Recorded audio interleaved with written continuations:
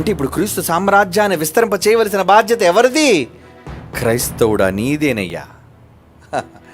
ఈరోజు ఈ క్రీస్తు సామ్రాజ్యాన్ని ఒక మహాప్రపంచనంగా ప్రపంచవ్యాప్తముగా బోధలతో నువ్వు విజృంభించవలసిన నువ్వు ఎవరి మీద విజృంభనే అనుకుని కోటిప్పి ఎవరి మీదకి వెళ్తున్నావు?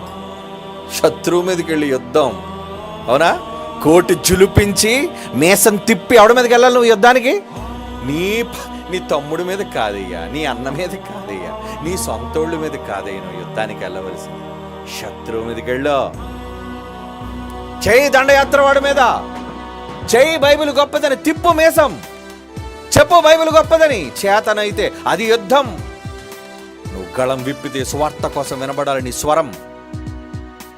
నువ్వు నోరు విప్పితే నీ స్వరం నీ గొంతు నుంచి రావాలి, దేవుని వాక్య ప్రభంజనం.